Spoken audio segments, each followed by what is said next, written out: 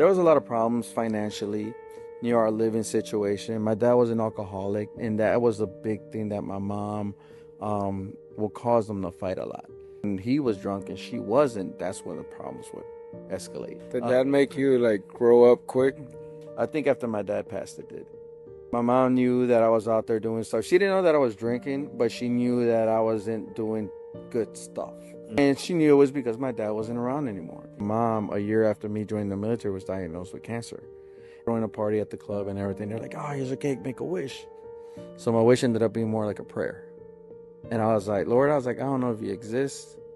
I don't know if you're even there. I don't even know if you care.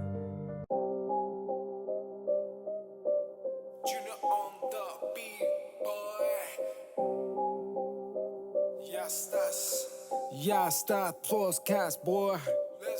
Ya estás, no vuelvo para atrás, libre del Alcatraz, en la guerra tengo paz. Mis metralletas es la oración y adoración, salvación para mi nación, manifestar el reino es la meta. Puesta la armadura, que las criaturas andan duras de la dimensión oscura, mi alma se apresura. Yo, what up, everybody? Welcome to another episode of Ya Estás Podcast. I am your host, Efer, aka Fernando. Oh no, it's the other way around. Today it's a little different. You know, I'm missing my boy Laman. Yeah, he's gonna be taking a break just to handle personal stuff, but we decided to keep it moving. And today I got one of my bros, man. This guy, man, we've done live for a while now, and he gave us the opportunity to come through, share his stories, and share our experiences as well. So let's give our welcome to my brother, Sergio, aka DJ Joker, in the building. Thanks for having me. Come on, man. Thanks for sliding through. I'm not a big interview guy, but definitely had to slide through and say what's up.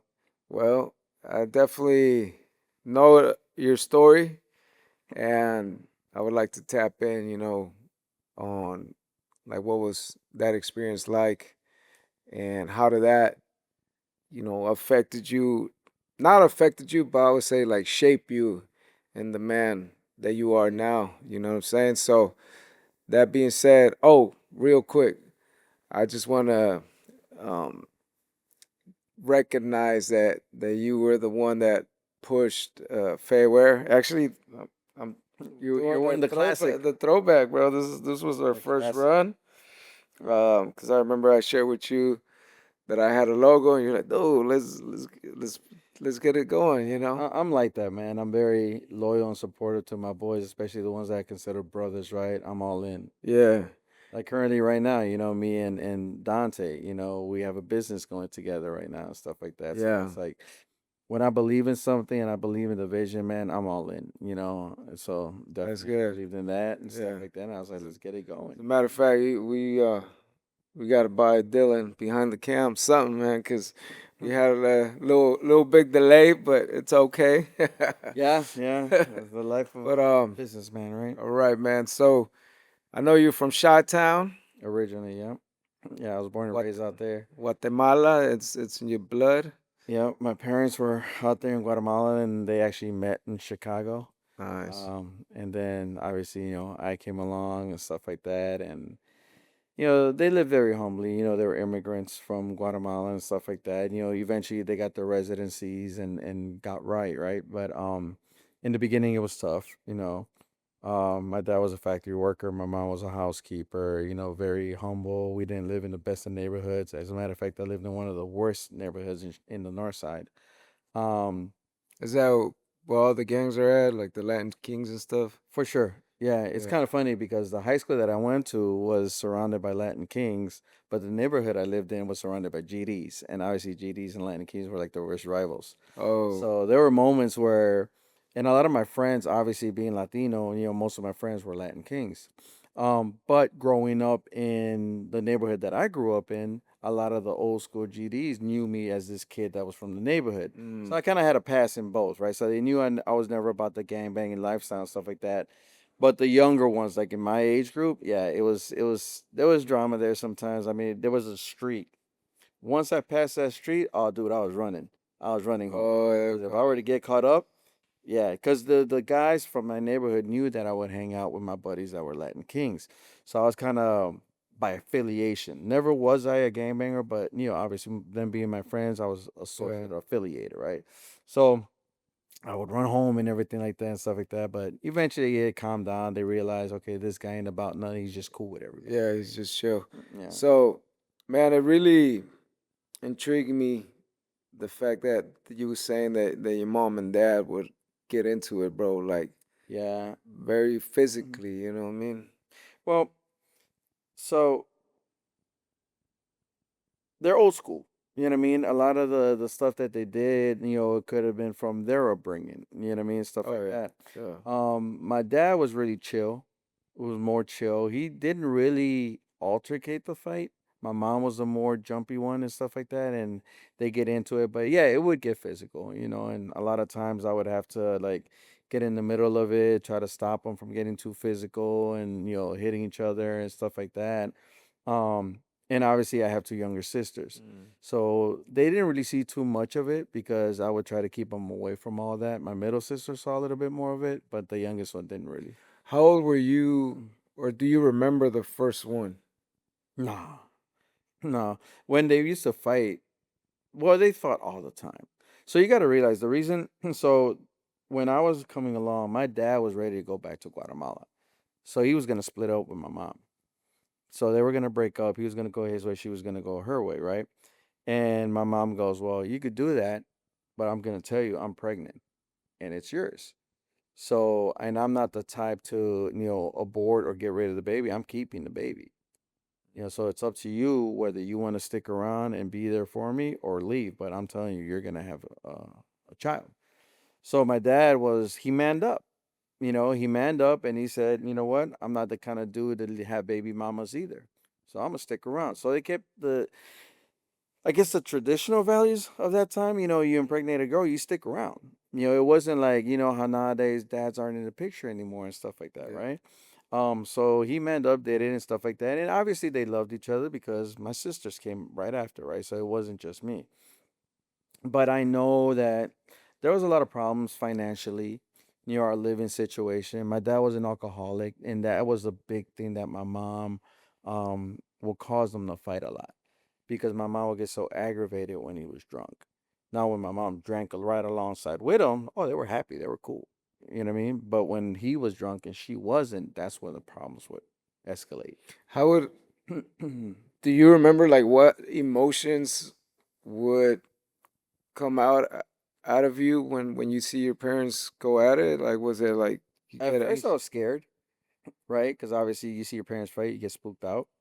As I got older into my teen years, I was heated. I'll get mad. Mm. You know what I mean? I get in between them, and I tell my dad, I was like, "Dude, you know why she's mad?" And I get on my dad because of his drinking. And he knew. He never admitted. He never. How can I put it? He never defended that aspect. He knew he had a problem. You know what I mean? Um, so that's why but when they were getting into fights, it was more of him defending himself and my mom just hitting him. Mm. You know what I mean? When it became too much, then he would fight back to chill her out. Yeah. So it was that kind of deal. So, so like I said, as I got older, I started getting even mad, and that's when I started getting between them and trying to separate them and all that stuff and things like that. So yeah, but you know, again, it now don't get it twisted though. It wasn't that they were always fighting, Oh there yeah, was yeah. always turmoil. I mean, we had a lot of love in that house. Don't get me wrong. Like my parents were always there for us. They loved us when they were raising us and things like that. Family gatherings were super cool because the whole family, my dad was the glue to the family. My cousins would come over, my uncles would come over, and you know how we do it. Parties would start Friday and end Sunday. You know what I mean? Yeah. Birthdays and all that stuff. So it was super super cool. You know what I mean? But yeah, there were problems and like with any family, but they just took it to that extreme a lot of times. Yeah. No, and that's the beautiful thing about being from a Latino family, right? We're very close to each other. Gatherings, like it's always big, and we know how to multiply too. We're obedient when it comes to that part. For sure. But obviously, there's always issues in each home. Yeah. because we don't know what our parents went through, right?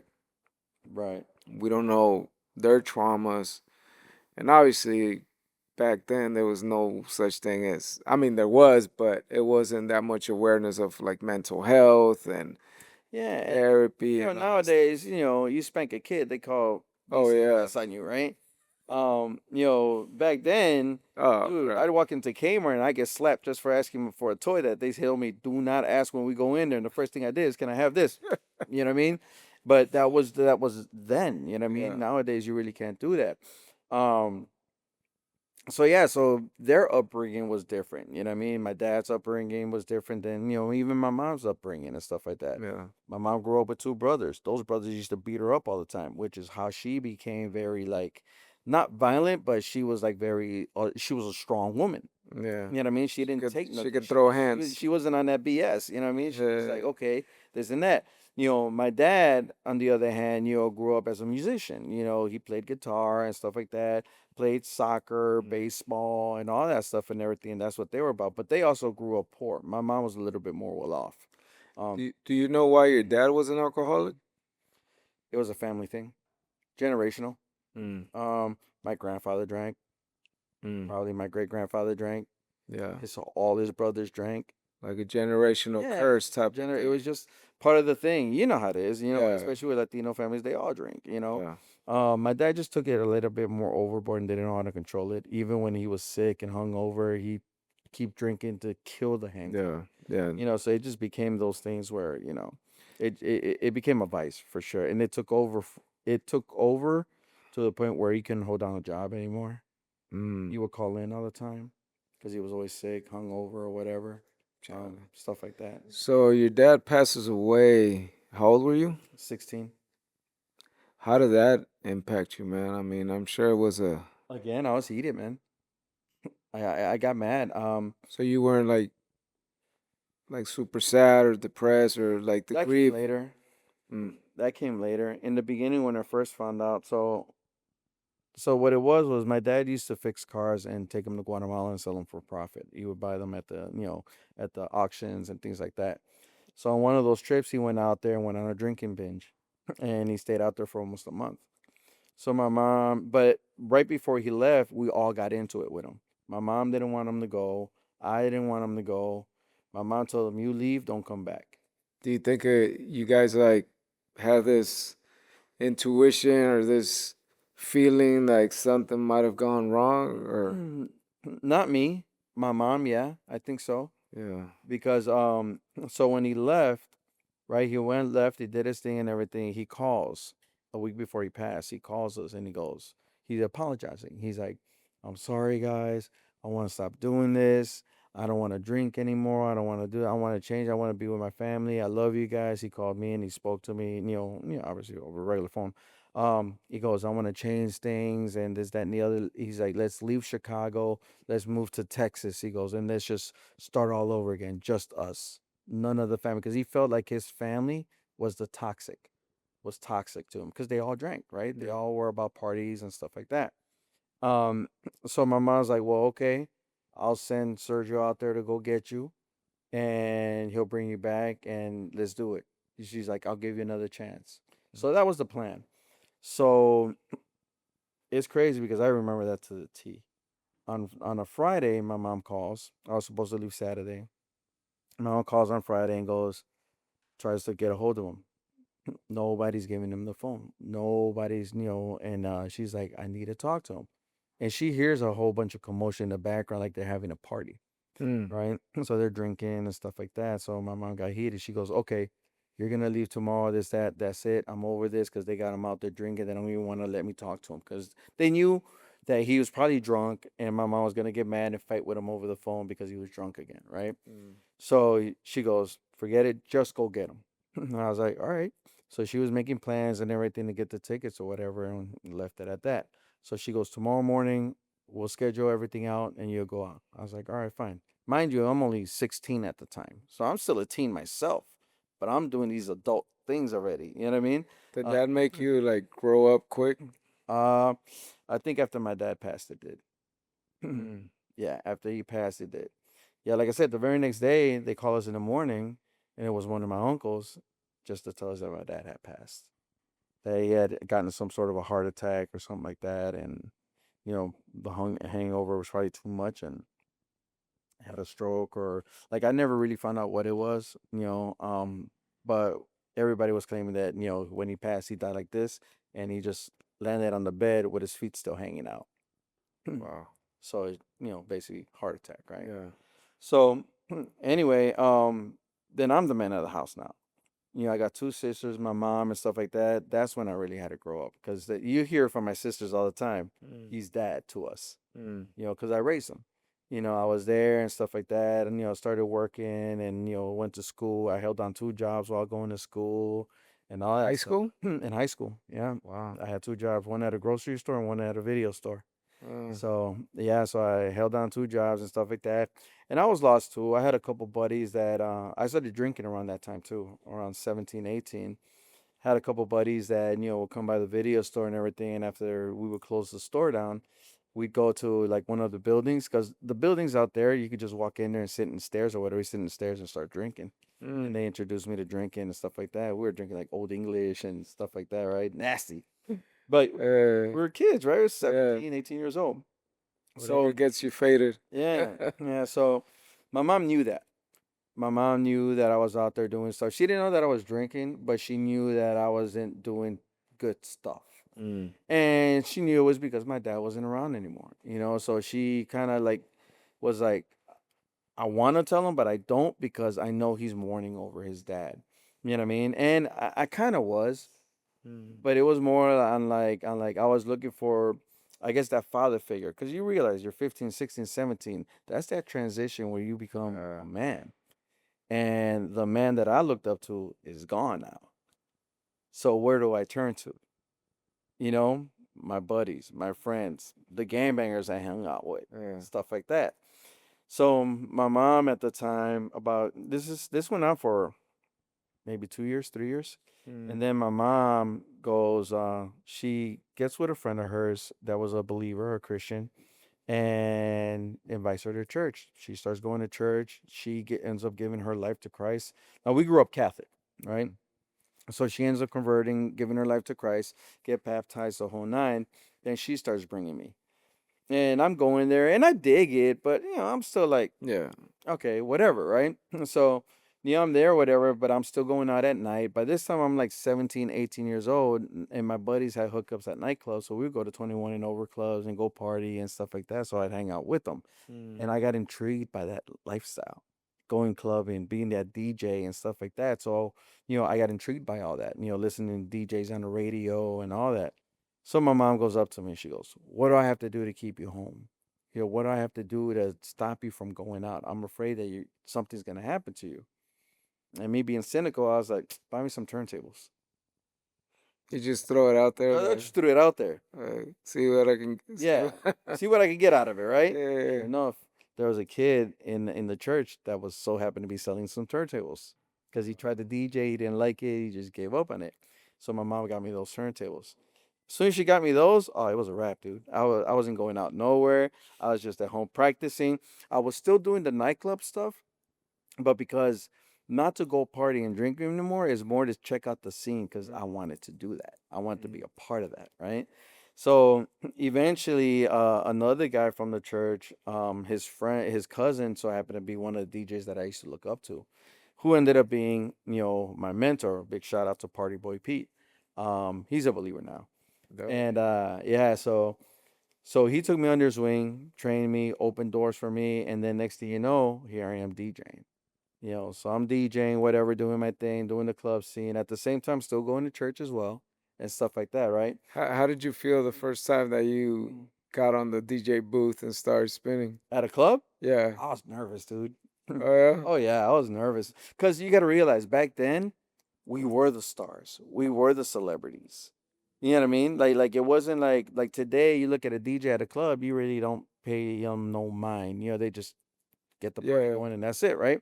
But back then, you're this DJ and you're on a flyer or on a poster, it was like a big deal. And then people wanted to come see you because they would hear you on the radio. They would buy your mixtapes, right? Because I would sell mixtapes in the flea markets and all that. Cassette tapes, yeah. Yeah. And they would buy those tapes, so they knew who DJ Joker was, Yeah. right? And then after all that was going on, and like I said, my buddy was my mentor and everything. I saw this one DJ come in one time, and he was doing well, at the time it wasn't called reggaeton; it was just Spanish reggae, and it sounded dope to me. And I was like, "Yo, this is sick." And I was like, "Where do you get this stuff from?" And he goes, "Oh, you gotta kind of search for it, this, that, and the other." This is when CDJs come out. Now they're doing CDs, right? So I was like, "Oh, that's pretty sick." So I so happen to have a cousin that's Guatemalan and Puerto Rican. So I started telling him about that stuff. He's like, "Oh yeah, bro, I get you a lot of that." So I started getting music from Puerto Rico, going to the stores and everything. And then I was like, "Okay, cool." So I started practicing that. So when I first started, I was doing house music and freestyle, because house music, Chicago, that's the scene, right? I didn't really do hip hop. Um, then I started doing this reggaeton thing, and I started putting them on mixtapes. So people were buying this stuff and they were digging it, and I pretty much commercialized it in Chicago. You know what I mean? And then when Don Omar came out, Daddy Yankee came out, and all those guys started coming out in Chicago, and they started making a name for themselves, I kind of got grandfathered in as one of the first reggaeton DJs in Chicago. So you were playing their music. I was already playing their stuff Yeah. before they were even coming or anybody knew who they were. Baby Rasta Gringo, all these guys, right? Yeah. And nobody knew who they were, but they just loved the music. Finally, when it started becoming more mainstream, I was already doing it, so they're like, "That's the DJ," right? So here I am. This really opened doors for me. So I started doing a lot of the clubs because they just wanted me to do reggaeton sets, right? When Don Omar, Yankee, and all these guys started coming out to Chicago to do performances, they would hire me to go DJ those events. Not necessarily DJ for them, obviously, but DJ the intermissions and things like Yeah. that. So I started getting picked up You're because like I a was host DJ, right? right, because I was recognized for doing this stuff, right? So it started getting my name out there and everything. Eventually, I started submitting mixes to the radio, and radio stations were playing some of my stuff and things like that. And that's what really got me popular. Eventually, um, I ended up joining the military, and then I ended up going to Virginia. When I go to Virginia, it just Before that, so you did mention that you was going to church with your moms and then doing this. So obviously, this was- had more weight. well, I hit a fork. I hit a fork. So I did at one point, at least at that time, I feel like at the time I felt like I did give my life to Christ because the pastor held an altar call and I went up there and I felt something at the moment. So I was really going to church. I mean, I was going to church Friday, Saturday, and Sunday. Oh. Friday was youth night. No, Friday was a regular night service. Saturday was youth, and then Sunday regular Sunday service. I was going all 3 days because I started falling in love with that. People were cool, the youth was cool, and everything, right? But they also knew what I did, as being this DJ and doing the clubs. So I would kind of get ridiculed a little bit by the grown-ups, by the seniors, right? Yeah. Oh, you shouldn't be doing this, you shouldn't be doing that, da da da. You shouldn't wear earrings, you shouldn't dress like this, you should dress like that. The grown-ups trying to do the Holy Spirit job. Yeah, and I got frustrated by that. Yeah. So I told my mom, but then when I would go to the clubs, it's all love. Nobody was trying to tell me don't do this, don't do that. They were like, "Yeah, come on, blah, blah, blah." They embrace you. Yeah, Right? you're the DJ, you're the star. Like Right. you're the one that makes the party happen, right? So guess which route I was gonna take, right? So I go with my mom and I told her, "Look, this church thing is cool and everything like that, but it's not for me." I'm like, let's just, um, I'm like, I'll come to this one day. I told her. I'm like, but I'm gonna go this route and I'm gonna do my thing. By this time, I'm already like in my 20s, So I was Was your mom cool with it or no, but I was an adult. Yeah. I'm not. I was 19. I was an adult, so it's like, what can she do? But see, bro, that's the thing that gets me upset. Because that still happens, right? Yeah. Like sometimes the older folks, once again, they want to do God's job. That's God's for him to give the person the conviction, Right. not someone to tell you, hey, you shouldn't be doing this, you shouldn't be doing that, you shouldn't be, consuming this and that, and if the church would have done what the club scene did, which was the embrace. love you, embracing you, celebrating you, then it would have been a whole different story. You think? And I'll tell you this: when they were doing it, and I look at this now as a believer Yeah. today, right? Back then, I didn't know this stuff, right? And and we had a little conversation about this before about new converts and Yeah. the love of Christ first before we start telling them Yeah. what it really is, right? Yeah. Drop what you're doing. Right, yeah, and I think their approach came from a good place. Oh yeah. You know what I mean? Yeah. I don't think that they were like, this is an evil guy, we got to change him. No, they knew I had a love for Jay. They knew I wanted to know more, but I think their approach was, let's change him first before we could show him the love of Christ, almost, right? Um, I'm not saying that's what they Yeah. thought. Yeah. I'm saying like that's the Well, approach they took. that's how you saw it. That was Right. your perception, right? But then you go to the devil's territory, because let's call it Oh what yeah. it is, right? Yeah. Oh yeah, Oh yeah. let me love you. You know what I mean? Yeah. And you're gonna like that. The glitz, the glam, dude. The girls drinking Yeah. And you were drink for free too, right? most of the time, yeah. You know what I mean? So it was like that, and I don't. I look back and I was like, yeah, I did a lot of dumb stuff back then, but at the same time, I look at it like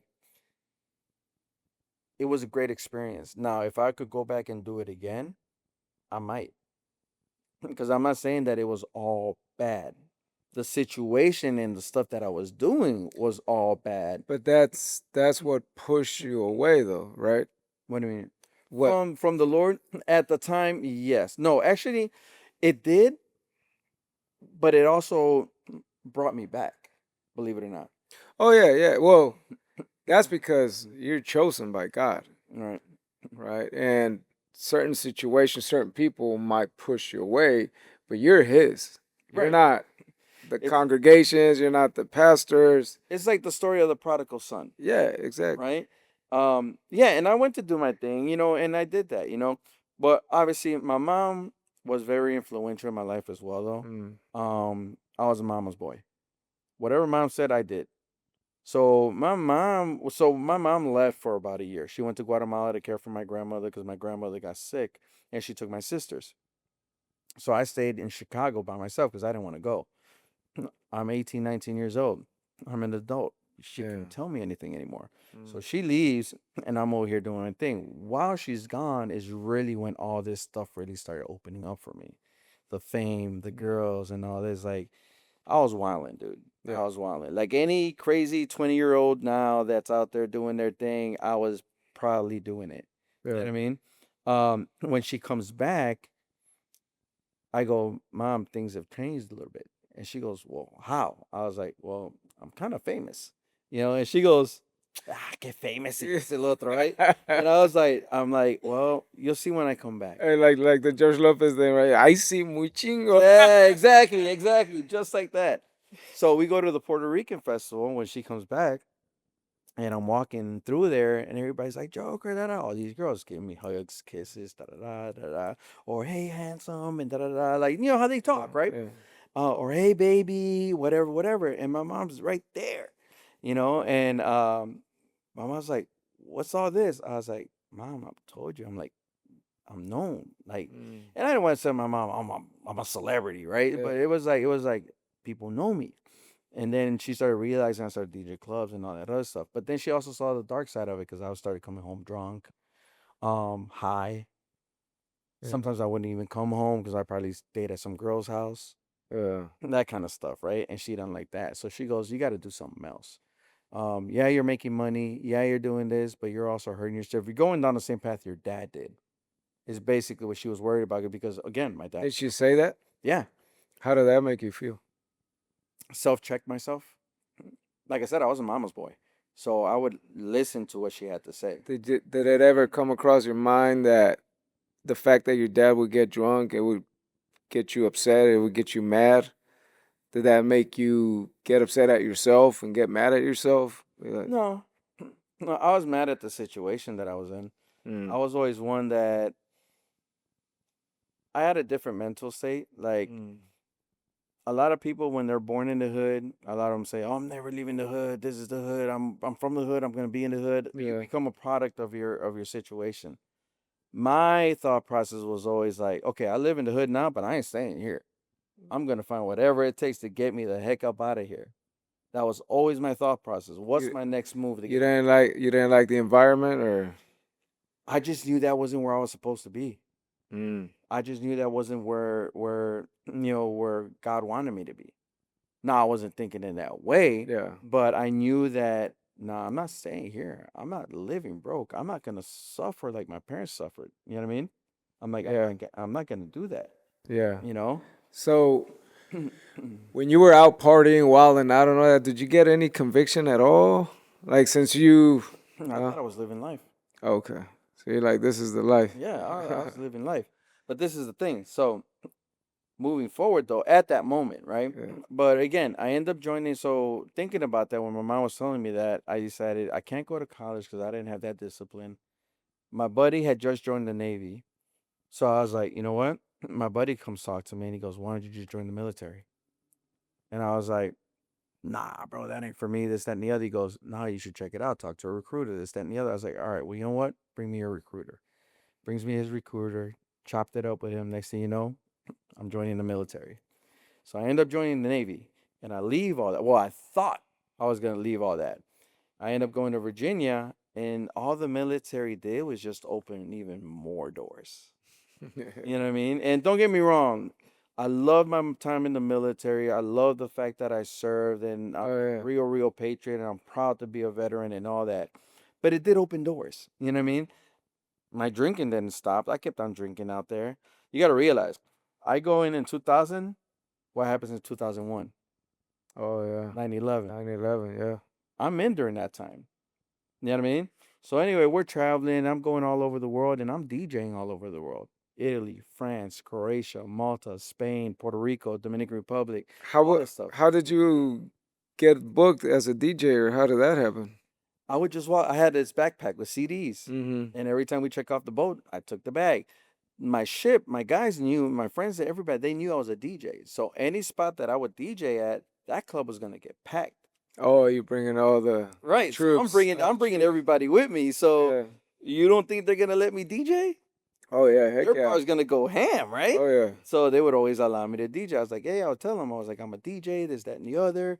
And there would be lines outside for them trying to get in. Yeah, I was like the celebrity there too. And then so anyway, I come back to Virginia after my first deployment. I started DJing at this local like little Puerto Rican bar and stuff like that.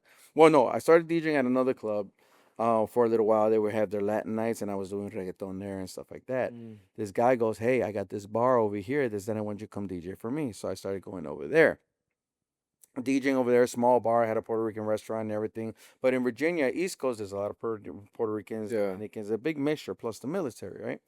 So I'm DJing there and everything, and that's where I meet Steven. Mm. So Steven comes up to me. Shout out to a brother Steven Feria. Shout out to Steven, who's Love in you, bro. Japan. Keep him in Oh prayer. yeah, that's right. That's right. Yeah, Yeah. love that dude. A believer now. Yeah. It's crazy how God It works. comes around, right? Everybody that I've always associated myself with, DJ mentors that took me under their wing. There was two main ones. Shout out to Party Boy Pete and Eddie B House. Those guys really like helped me in my development as a DJ. Those two brothers are believers now. Yeah. You know what I mean? Uh, you had, like I said, Steven, who because of him I started producing because I wasn't a producer yet. Yeah. He's the one that got me into produce. He's like, you should make reggaeton beats, bro. You have an ear for music, this, that, and the other. Let's do it. And we formed a group, right? So we started doing beats and everything. I'm thinking I'm this big time reggaeton producer, whatever. I mean, your reggaeton beats are sick, bro. I like. I'm not a reggaeton fan, and like you had to like, what is it? Twist my arm to jump on some reggaeton tracks that you did. But good music is good music. Well, It doesn't matter the Well, genre. I grew up on hip hop, house music, and all that, and you see that influence in a Yeah. lot of the beats that I make. Yeah. And so I think that's where that comes from. That Chicago vibe, Yeah. things like that. And even now, living here in California, I got a lot of that West Coast vibe in me now. Yeah. Been here for almost 20 years. Yeah. So, but yeah, so I meet Steven, I start producing, start doing that stuff. And then, as a matter of fact, one of my roommates that was there, he wasn't a rapper or nothing like that, but his brother is Tony Dice. And one, you know, big reggaeton artist. He was up and coming at the time and stuff like that. And he became a real good friend of mine and all that other stuff. Well, my buddy, right? Yeah. And stuff like that. So the connections were always there. I was always surrounded by the genre. I was always surrounded by everything. You know, I And it don't like was the main drop, but you know, I had yeah. celebrity friends that were cool with me that would send me music, that would send me beats, that would send me samples so I could make beats and stuff But like it's that. crazy because you weren't searching for it, right? No, it was just organically. It all came together. Yeah. It was just the vibe, the environment that I was in. So fast forwarding it, I know you guys made La Conexión, Yeah. right? And you guys were about to get signed Yeah, we had a contract. Well, with we had Sony, an or offer with an extension of Sony. yeah. Yeah, it was like it was they were tied to Sony, but they weren't actually Sony, right? It was another label that had the backing or distribution from Sony. Mm. So so they came in and they offered us a contract and stuff like that, and but we never took it. Things fell apart before we could, you know. Well, and it seemed like it was God's plan because that's when Stephen gives his life to God. Well, that was later. That was later. So Oh, so the reason we broke up was because one of the members got really strung out on drugs. mm, Another member, he was super young. He was 17, 16 years old, and he came to Chicago with me. mm, I had to beg his mom to allow me to bring him, wow. you know? So he was out there. So he got homesick, young dude and stuff like that. And Steven was still in the military. Oh, okay. So we ended up all splitting up eventually. They started doing their thing. I ended up staying in Chicago and doing my thing because I came back. So fast forward to that. I mean, going back to that. I came back because my mom, a year after me joining the military, was diagnosed with cancer, and I came back to Chicago with them because my mom ended up becoming terminal, meaning that she was gonna die. When you heard the news, man, like how did that impacted you? That tore me up. It tore me up because, like I said, I was a mama's boy. When my mom passed, so when my mom passed, How long did she live after she was diagnosed? well, she fought it for almost 4 years, 4.5 years. Oh, wow. But when I came back to Chicago, not after I was still in the military. When I came back to Chicago though to be, but they transferred me to be with her.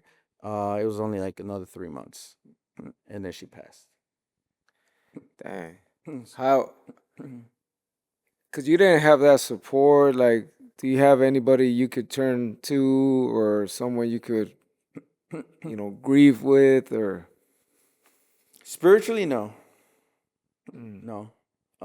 All I had is what I knew, which was the nightclubs. So then that's what I was gonna say. Like when I came back, that's what I went back to. I was still doing the production, the music with the guys, but I was going clubbing, I was drinking, I was going back to all that stuff that I was doing before. And then I decided to get out the military. So when I did, so the military still held me to a certain aspect of it. You know what I mean? Like I couldn't go all out, wild out, because obviously I still belong to the government, right? Yeah. But when I finally got out and I got my discharge papers, there was no stopping me. Mm. My mom wasn't around. So basically, I have no parents. I have two sisters to care for. I went to the war and came back from the war. I'm just getting out the military. So just think where my head is at. Man. I'm lost. When I'm going through a lot. you were not on the ground, right? As I a was off the coast. I was Navy. We took Marines out there. So the oh Marines went out oh there. Marines are the ones that okay. But I was still there. Yeah. No, I didn't see anything, nothing like that. But just being stuck on a ship for 9 days is like being in jail. I can't go nowhere. How did that impacted you, or how do you feel? I think I got PTSD from it. Really? Yeah, yeah. In what way? I don't like boats. I don't like going on boats. I don't like being on boats. So if I invite you, hey bro, let's go on a cruise. My wife and my kids want to go on a cruise, so I'm gonna do it. Okay. But yeah, But you don't want to. nah, I'm not. Yeah, they say it's different, and it Yeah. is obviously Oh yeah, from a warship, right? But Did you feel incarcerated or? yeah, I mean it's like being in jail, dude. All you do, you're in the middle of nowhere. You can't go but the length of the ship, right? All you could do is go to the smoke deck and have a cigarette, do your job, or go to the gym, or go to sleep, or play cards on the table. Where else do they do that? Yeah. in jail. Yeah. You know what I mean? But at the time, but obviously we were serving a different purpose, right? But it did feel that way, you know? Yeah. And so, and then, mind you, my mom's back home battling cancer. So you're thinking Of like, course. bro, how was your mind? Like, how were you able to stay sane? How did you manage it? I'm going to tell you like this. I always believed. I wasn't all in. I wasn't like reading my Bible and everything like that. But I truly, truly believe, looking back today, that it was God. It was God. I mean, there were things, God knows your wants, and He'll let you have your wants to help you cope Hmm. at the moment. Yeah. So I was drinking, I was partying. Could you drink on the ship while you were on the? If we were on the ship long enough, yes, they would give you 2 beers. It was called beer on the ship. Yep. Oh, Oh, dude, people were selling those beers because they didn't drink. They were popping them off for like 30, $40, dude. nah. Well, people wanted to drink. Imagine being out on the ship for 9 months and not Hey, that's going like nowhere, bro. slinging dope in Yeah, the dude. prison. Yeah, bro. Wow. Yeah, Okay. so it was crazy. So, like I said, so my mom gets out, and at this time, I'm in a very dark place. I go back to DJing, go back to clubbing, go back to drinking, go back to the drugs, go back to the girls, go back to all the stuff that I was doing, but now it wasn't fun anymore. Now it was just me trying to cope, just numb myself. Lost my mom, came back from the war, right? Got out the Navy, and I have two girls to look after, my sisters. My sister at the time was 19, the middle one, Mm. and the youngest was 16. She Wow. was an orphan before she was even an adult. Wow. You know what I mean? So, long story short, all this is going on, and my faith in God had diminished. Were you mad at God? Oh, yeah. Oh, yeah. Big time. So, I was having a birthday one year, and this happened about almost 6 months after I got out the Navy. No, I'm lying. Like 3 months after I got out the Navy. Oh wow. So it was It's fresh. my birthday. It's my birthday, and they're throwing a party at the club and everything. They're like, "Oh, here's a cake. Make a wish." So my wish ended up being more like a prayer, and I was like, "Lord," I was like, "I don't know if you exist. I don't know if you're even there. I don't even know if you care." That's literally what I said. And I was like, "But I'm tired. I'm tired of being in this life. I'm tired of feeling this way. I'm like, I need my wife. I need a family, or I just need you to take me home to my parents Mm. because I'm going to end up killing myself out here." And not in a suicidal way. Yeah, It's more but because I was very reckless. Dude, I would drive drunk and not even know where I parked my car. yeah, I remember you would tell me I that. would ask my friends, hey, take me around the neighborhood to find my car. You were like that movie, dudes. Where's my car? Yeah. But dude, it's bad. Yeah, You know what I it mean? was. So, so then I had a friend that was stationed out here in the military. She calls up and she goes, "Hey, I'm coming out. Bring some friends. Da da da. You know, want to show them a good time. Can you hook it up at the clubs?" They knew I did all the happening spots. I was like, "Yeah, come through." The friend comes out, brings her friend. Her friend that's my wife. That's how I meet Josie. Mm. So I met her. We started this long distance relationship, and it was crazy because not only when I met her, not only did I know that that was her, but my faith in God started growing again. Mm. You know what I mean? Because it was crazy the way it happened because she missed her flight. She misses her flight, and I go pick him up at the airport again, and she's really down. And I was like, "What's wrong? I wish I could do something for you." She goes, "I just need a hug." I was like, "Come here." And I gave her a hug. When I gave her a hug, I was like, it hits me. I was like, "Oh my God, this is her." Just like that. And then Did you feel it in your soul, like? when it just felt right. Mm. And I was like, this is her. Wow. So as soon as I knew that, I stopped messing around. I slowed down on the drinking. I was just going to clubs to DJ, and then I would leave. I started changing myself, not because she wanted me to, but because I wanted to prove to her that I was going to be that guy. Me, it kind of happened the same way too. Yeah, When it's I met my crazy, wife. dude. And so I end up coming here to San Diego, right? to be with her and everything like that. And I took that leap of faith. My sisters at the time, they were like, "Go, we love Josie. I think she's good for you. Da da da. This, that, and the other. Do that." So took that leap of faith. It was just me. I didn't know anybody out here. Mm. Then I come out here, and things worked out the way they did. We end up staying together, getting married, and all that other stuff and everything like that. And then the crazy thing about it is that my faith had grown again. Right? I still wasn't going to church. I was Yeah. still doing my thing out here. I ended up opening up a independent record label here, calling it Sub Zero Records, Yeah. and that became big. And we were touring around San Diego and California. We were going to Vegas, Arizona, doing shows and everything like that. And I was like, cool, I started something out here, right? And I thought that was it. But then the crazy thing is the studio that I had behind that studio, like here's my studio, but back here's all apartments. Where the apartment right behind me was a pastor and his wife. Mm.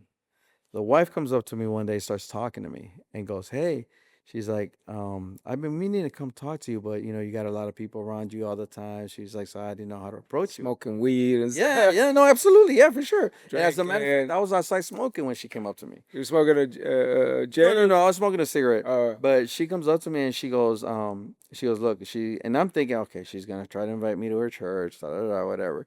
But she goes, I'm not trying to invite you to my church. She's like, but God wants to use you for something big. She goes to me and she goes, but you have to come back to him. Like, go to a church, find your church. You're welcome to come to mine. She goes, but find your place. And it got me to thinking. So that evening, I go to Josie, and by this time, me and Josie are yeah. married. And I was like, "Hey, I'm thinking about, maybe we should go to church." She goes, "Really?" She gets all excited. And I was like, "Yeah." And she goes, "You know how long I've been praying for this?" And I'm like, "Why don't you just tell me?" And she goes, "She wanted it to come from me." Mm. So look at God, dude. So then I go to church. End up going. At the time, it was called Cornerstone. Now I think it's called Heart Rev. Yeah. Uh, so I go there. They have a guest pastor. He's preaching this and that. I swear to you, I thought he was preaching directly to me. Does an altar call. Mind you, this pastor is not known for doing altar calls. Felt in himself to do one. So he holds an altar call. People are going up. I'm still standing there. He says, I still can't do this. There's somebody else that needs to be here. Now I'm in the middle of. Have you ever been to Heart Rev? No. It holds about 1,500 people. It's a mega church. Wow. And he goes like this. You need to come out here. And I swear to you, I thought he was pointing at me. So I go to my wife. I was like, I need to go down there. Mm-hmm. My wife goes, I'll go with you. I was like, all right. So I come out the aisle. As I'm going down the aisle to the altar call, I just start crying, bro. I don't know what came over me, but I just felt this relief, Mm. right? And I wasn't in a bad place. Like, mind you, I'm touring. I got one of the most popular independent record labels here in California, in San Diego. Yeah. You know what I mean? Yeah, I I'm a remember DJ. it. I I'm known. remember it. I saw it and stuff. Because you had a van, right? Yeah, I had a van wrapped up and Yeah. everything. Like, we were known, Yeah. And, D Burns was a part of that. Mm. Shout out to D, and we were out there. We were doing our thing. So I didn't see myself in a bad place. But when I'm walking down there, dude, I just like, oh my God, this is the void that I've been missing. Because I knew something was missing. I just didn't know what it was. Mm. So I go out there, give my life to Christ, and that was it for me, dude. I come back Monday to the studio. I hold a meeting with all my team. And I was like, look, guys, I gave my life to Christ. I don't want to do this music anymore. I'm shutting down the studio. Well, Everybody's like, what? Now, mind you, we were at our peak too. you felt a conviction to do it, or you? I didn't know who God was. I knew it was something I needed. So in my head, I thought God doesn't like hip hop. So I need to stop doing this. Mm. This is the Okay. devil's music. That's my thought process. Where did that Hmm. thought process come from? Religious things. Was it? Well, it wasn't because somebody told me that it was bad. It was because I didn't know there was such a thing as Christian hip hop. I thought all hip hop was about the hood and this, that, and the other. So I knew it wasn't about God. You know what I mean? Yeah. And then going back to where I couldn't wear earrings, this, that, and the other. It's all that religious mindset stuff, right? So that thing stuck with you, right? The way the church handled things as a teenager when your mom started taking you. it embedded something in me Yeah. for sure. And even the religious mindsets and stuff like that stood there because I thought that's what I had to do. But I was prepared to do that anyway because I was ready for it. I wanted to change. I wanted something different. You know what I mean? So I would go to church with like a suit with a tie and all this other stuff, dude. In the Change beginning, oh, everything. yeah, Take bro, off the earrings. everything, dude. Like when I first started, and I wouldn't listen to rap no more, Mm. right? But then I started realizing I was like, but dudes are here are coming in with t-shirts. They're looking like the way I want to dress, Yeah. and that's what intrigued me even more. Like this, what I've learned or what I knew about God isn't God. You know what I'm saying? Like that wasn't. He doesn't care about this. He Yeah. cares about this. Yeah. What's inside? Right. And I started learning that. So that's when I was like, okay. But anyway, I met a guy that was part of the worship team. And he comes up to me and goes one day. Now, mind you, I'm not promoting myself as a DJ or producer. I don't even tell people don't know. I'm just some random dude coming to his church. And this guy goes, "Hey man," he goes, God put a word in my heart, but I want to come and talk to you, privately after, church or whatever. I was like, yeah, cool. He comes over to my house. He goes, I don't know why, but God wants me to work with you. Do you do something in music? I'm on part of the worship team. And I was like, yeah, I'm like, I used to be a producer and a DJ, but, I'm like, I used to do hip hop, stuff like that. And, I don't do that anymore. And he goes, that's what it is. I'm like, what? He goes, I'm a rapper. I'm like, looking at it, I was like, what do you mean you're a rapper? He's like, I'm a Christian rapper. So in my head, I'm looking at like Christian rap. Yeah, like, what is that? You know what I mean? So I'm looking at it like, What are you gonna rap about? yeah, you know what I mean? I was like, that's kind of corny. Mm. And then he starts pushing me towards like listening to like Lecrae and Andy Mineo and all these guys. And I'm listening to them. I was like, okay, that's pretty cool. But I didn't, to me, it was, You didn't embrace it. nah, it was cool though. Don't get me Yeah. wrong. I became a fan. I listened to Lecrae. I was like, because I love hip hop. I love music, Yeah. right? So I started listening to them. And then another buddy of mine who was my Bible study leader goes, hey, you should listen to Bizzle and Seven. I was like, who are they? And then I was like, oh, check it. You should check these guys out. So I listened to Seven and Bizzle stuff. And I was like, yo, this is it. You know what I mean? And I was like, this is this talks to me. Mm. You know what I mean? So I dug their music, right? So anyway, so I started listening to Bizzle a little bit, Seven a little bit, and stuff like that. I find out that Seven's performing at a local church over here, so I went out there. I even got an old picture of him, me, and my daughter. My daughter was Yeah. still in my arm. Like she's Wow. 13, dude. Yeah. At the time, she was like not even a year, I don't think. Wow. Maybe a year. So but not thinking anything of it. Met Seven, cool, da da da. So, at our church, we started doing this thing called voice ministry where we would go feed the homeless. And I dug doing all that outreach stuff and going out there, but I knew there was always something more. I wanted to do something more. Then D Burns a year later gets saved, and he starts talking about doing urban outreach kind of stuff and going out and really hitting the streets and doing performances. Da da da. I was like, yo, I'm down for that. So we started banging for Christ. That's right. Real quick, side note. I remember when I was pretty much new in the faith, and I've been rapping way before Yeah. I got saved. So, but now I want to do it for God. And we was at Walmart, the one on Arrow Drive, Yeah. and we coming out, and I see Banging for Christ, and it was D Burns, and it was some other dude, I forgot the name, and I was like, yo, man, I like your stuff, and like, the hoodie, I think they had a hoodie. Yeah. And they're like, yeah, man. I said, yo, I actually gave him a CD. I said, yo, I rap too. Because at this time, I wanted to do something. I wanted to collab, but I had like all my homies, none of them are saved. Bro, it's crazy how God puts things together, bro. 'cause Right. Just touching that, right?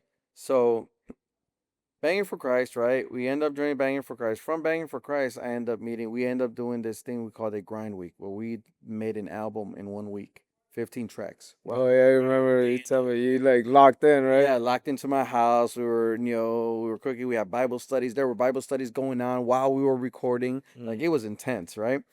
So Dante comes in, and Dante does a track with us because D knew Dante. So he comes in, does a track. Then me and Dante met. That became real cool and stuff like that. Little did I know, that I'd be working with him in the future, right? So I had this lady that went to Cornerstone. She became more like our spiritual mom, right? And she comes to the house and goes, "Hey, I'm coming to the house. I have a word for you. I want to have a worship night at your house." I said, "Let's do it." She comes to the house. She starts telling me, "How's Banging for Christ doing?" I was like, "Oh, it's cool, and this, that, and the other." She goes, "Well, what I came to tell you was that that's not where you're going to stay. God still has more plans for you, Mm. and that's not it." And I was like, "Okay, cool, whatever, right?" And and then she starts telling me this, that, and the other, and I was like, "Cool, I receive it, whatever, whatever." So I start watching videos I have videos playing on the TV, YouTube or whatever, and one of Dante's songs pops up, and she looks at it and she goes, "Do you know him?" I was like, "Yeah, that's my boy," and stuff like that. And then she goes, "You go," because she goes, "There's somebody that's gonna take you to the next level." She said, Mm. "Someone's gonna disciple you and raise you up to be, more than where you're at right now." That's what she told me. I was like, "Yeah, that's my boy Dante." She goes, "That's him. Mm. That's the guy I seen." Mind you, she doesn't know Dante. Yeah. She just saw him on the screen. Goes, "That's him." 3 days later, Tay calls me. He goes, "Hey, bro." By this time, I already had a relationship with Tay. We've already done a couple outreaches and stuff like that. And he goes, "God's put it in my heart to, take you and D Burns under my wing and disciple you guys." 3 days after that lady told me the same Wow. thing. Wow. It's crazy, right? So I get with Tay. Now I'm a West Sider. But this is where I was going with that. So we're doing an event in Oceanside, Mm. and we're doing Q&A. Yeah. Before that, the day before that, God put it in my heart. He goes, "Everything that you've learned and what you've done for this point on for my kingdom, I want you to do it for your community," meaning Latinos, Hispanics. I was like, "God, I could barely speak Spanish." I'm like, "How am I You gonna do speak this?" good Spanish, And I'm sounding, hey, Don't sell I'm yourself sounding, short. like, what's his name? Like Abraham. Was it? Was it Abraham? Yeah. Yeah, Abraham. Like, I stutter. I can't speak straight. Oh no, no, Moses. Moses, right? Yeah. I stutter. I can't speak straight. You know. And he's like, "Don't You're worry about selling yourself short, by the way. it, huh?" You're selling yourself short on that. And I'm like, "Oh, sorry, bro." No, you good. No, cause well, a side note, my boy and I, we started para mi gente. This is after what he's gonna share, but I just wanna uh to share it real quick because like low key, bro, you literally started or pushed me to do all the things that I'm doing now. You know, like it was through you that I got connected with the people down in Mexico, even like from where I'm from. It was through you that Fairware came to be or pushed me to do it. And then during the pandemic, I remember that God put it in my heart, like, "Hey, start doing lives." And I'm like, "Lives?" Like, yeah, start go online and encourage the people Mm. and like to do it with you. And I was like, huh. I was like, okay, well, I don't know how this is gonna look like. So sure enough, we started hopping on and then going on Facebook Live and doing other platforms, right? Um, like YouTube. And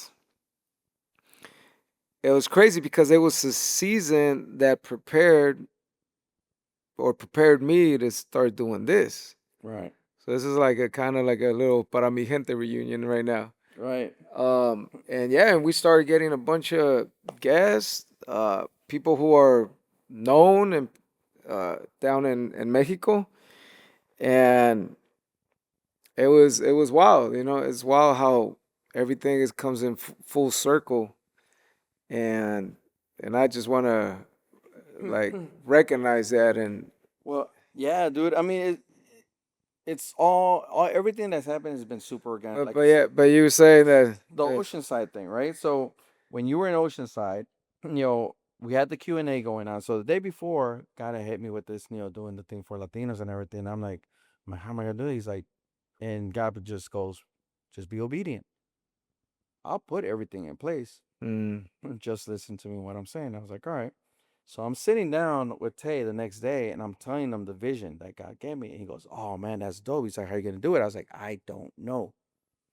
As I'm talking to him about this, you stand up. Now at the time I didn't know it was you, Yeah. but you're talking about how you commend these guys and they were doing such a good job of what they were doing. He's like, "I'm a rapper, but I rap in Spanish." Me and Tay looked at each other like, wow, we just tripped out because we Yeah. were just talking about that. And then you met Tay and stuff like that, and then you come to the Bible. It's like we didn't meet that day. No, no. I didn't even know it was you until you told me that it was you. Yeah, Remember, you told me later until on. we link up, Yeah, and then it was you. yeah, yeah, Then you come to the Bible study, and that's when you link up, and then that's when we started doing that whole Para Mi Gente movement and all that yeah, other stuff. Started going down to Mexico and doing what we did out there and stuff like that. But it's crazy how God just organically put all that stuff together. yeah. And see, man, like just right now having this conversation and going back, it's like you're a big reason why I'm doing what I'm doing now. You know what I'm saying? And just to close that out, what real brotherhood and friendship is, because we bump heads, bro, like hard. Well, what's iron sharpens iron, bro? Well, but there's it sharpens, but it shouldn't break the Well, the iron. when and you said it, Yeah, right? When iron sharpens iron, it just doesn't sharpen you to make you sharper. yeah, What causes the sharpness? yeah. It's friction. Yeah, Friction, yeah, right? So our friction put you there. mm, Like when Fairwear started, we would bump heads all the time on designs and this and that, and you would get so frustrated and this, that, and the other. But look where you're at today with it. yeah, And I don't take credit for it. I think it's God, but all that friction that we then made you sharper to give you ideas to do what you do now. You see what I'm saying? The podcast, same deal. Now we didn't bump heads as much with the podcast, but it really wasn't my thing to begin with. yeah, You know what I mean? But you took it, roll with it, and now you have this. yeah. And it goes to the whole iron sharpens iron thing. Well, Like you pushed me as well.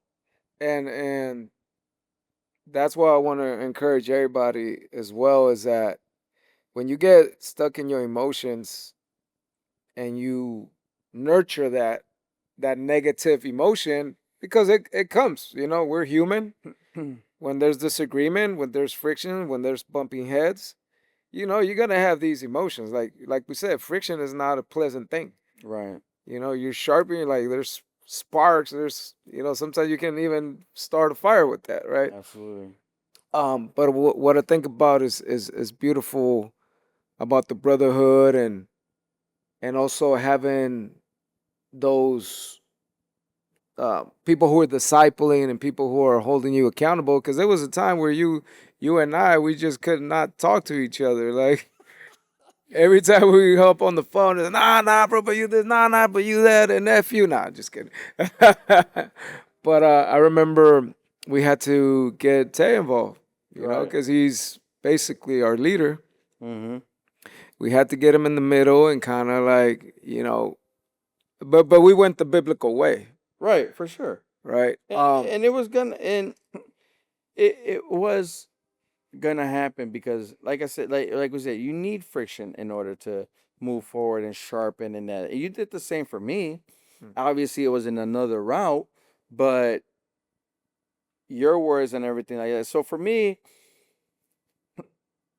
it wasn't necessarily on the business sense. It was more in a family sense. Yeah, Like, I'm out here touring. I'm out here doing this with Hog Mob. I'm out here moving around and this, that, and the other. And I'm not really focusing on my family. yeah, You know what I mean? And I saw your situations with your family and how those things were going. And it allowed me to be like, okay, I need to do the same thing. mm, You know what I mean? When I see you do ministry, you come with your family. yeah, I was coming alone. yeah, I guarantee you, people think we're like, dang, he's married? You know what I mean? yeah, But because it wasn't my wife's place to be there with me. That's not her thing. yeah, Her thing was taking care of home. But at the same time, I'm the leader of that home. If I'm out and about, who's taking care of home at the time without no leader? It's like she's running with the head cut off, right? yeah, So I had to balance that out. Today, you look at me, Yeah. all about my son's baseball. Yeah. You know, Yeah, we it's hard to get you to DJ now. and I'll be honest with you, I miss it and I don't. Yeah. I miss the fellowship. I miss being with my brothers. And I'll go out sometimes, and my apologies to Seven because I know he's coming at me for it and stuff like. But he understands. He knows. Yeah, no. Well, Dante knows. well, They all understand where I'm at. well, in Seven, like to give recognition to Seven, man, like he basically showed up when I was crying out to God Mm. because my marriage was literally done. It was, she said, I'm done. Yeah, I remember that.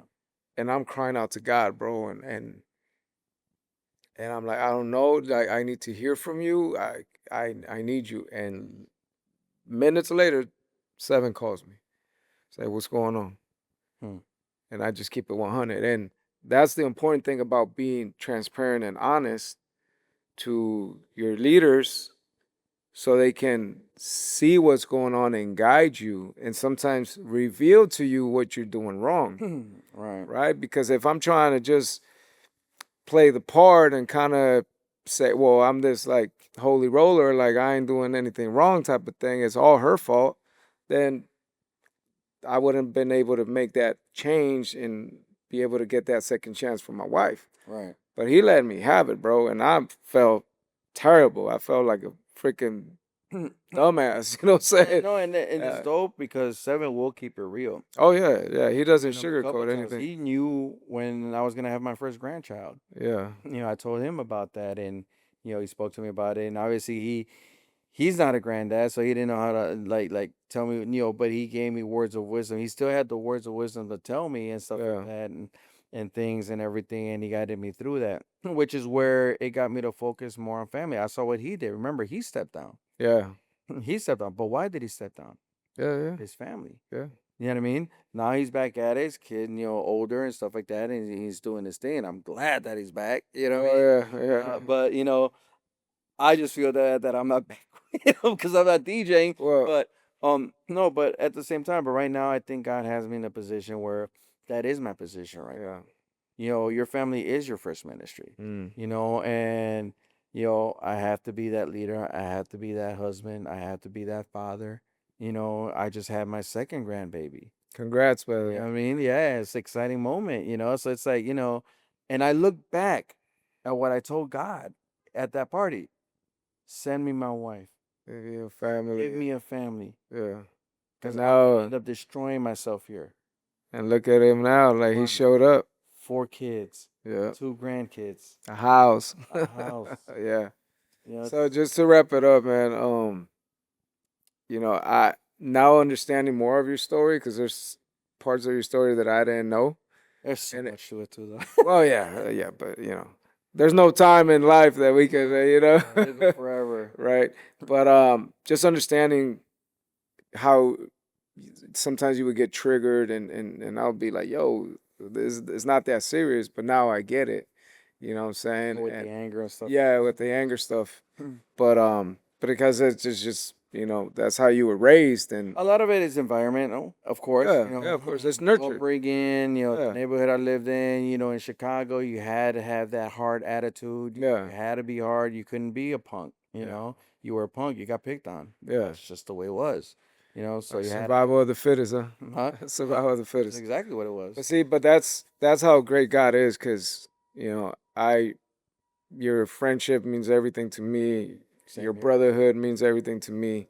So, just to show you people that when you put God first and you follow His commands, His leads, like you take the scriptures literally, and you seek His kingdom, then your relationships are going to be solid, as long as the person is willing to do their part, right? So we both, did our part, and look at us here, man, still building. Yeah, man. So, All glory to God, man. And we're still not done, dude. oh yeah. Barely just scratching the surface. Yeah. Amen to that. 2 grandkids in, I'm still just scratching the surface. All right, people. Well, thanks a lot. Make sure you hit that subscribe button, give us a like, drop a comment, share this, because I know my brother's story is not the only one that is like that, and this will be encouraging for people who are going through a similar situation. So we'll see you on the next one. Peace out, and we mobbing.